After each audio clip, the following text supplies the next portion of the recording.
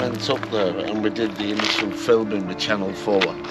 It was just a series of saplings, and they planted 60,000 saplings of different species to see what species would take. Best, yeah. And what's ironic is that every frigging species took. and I used to always say, if we'd have put a banana plant up there now, half at Manor would be eating 5 bananas here, you know.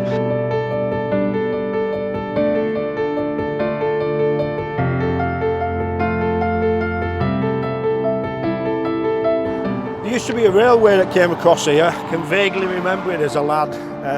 2 gates used to shut, and there was a signal box over the road.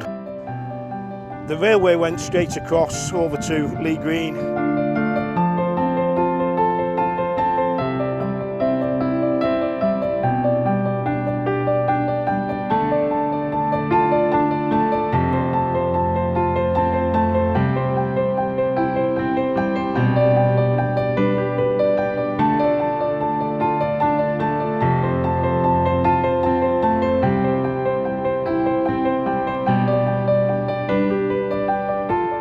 But what was lovely, they designed these benches with Brian Solkell's poem in mind, and they took extracts from his poem. Now, Brian Solkell worked here as the training manager, and he had a brilliant mind, and one of his little sidelines was writing poetry. So he wrote this poem called Memories, and the school extracted parts, and this is one of my favourite parts. It says, "Beneath this ground toiled human worms," which I think is just a great line. It was a nice underground here, you know, and these men, the last wishes was scattering ashes at the place where I worked, I loved, and I missed that camaraderie, you know. Yeah, it was. And your dad being family. one of them, Jim. Yeah.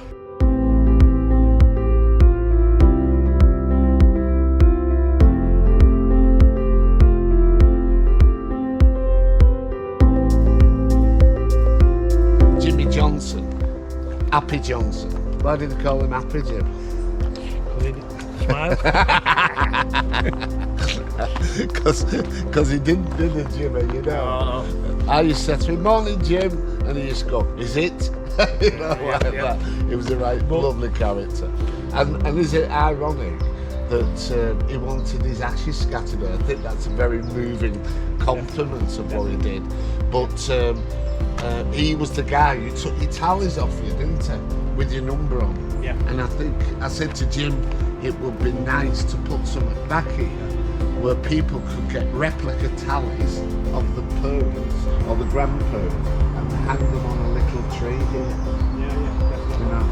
Everybody remembers the numbers and. Absolutely.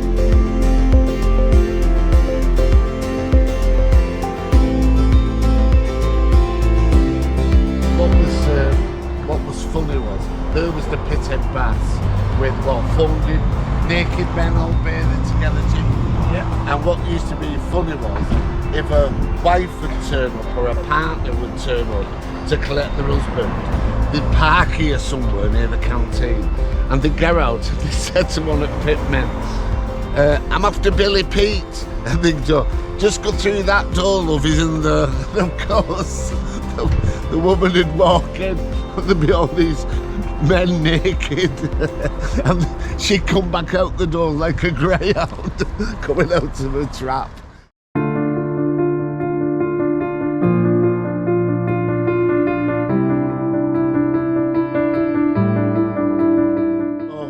when the pit was open, we'd been to the shafts.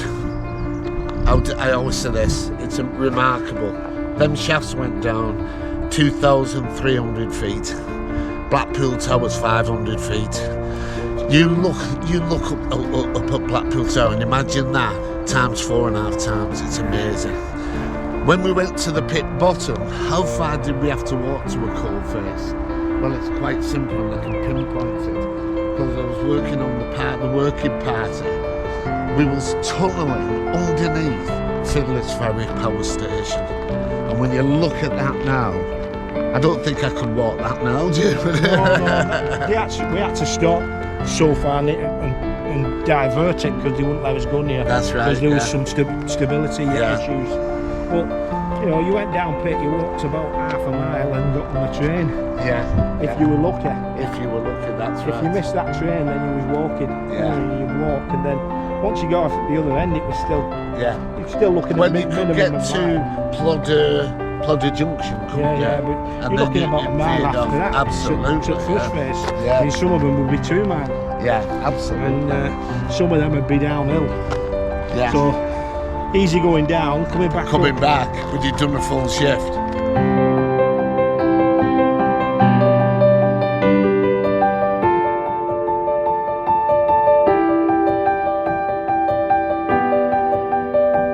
Well, this was the only way they could get light underground as well.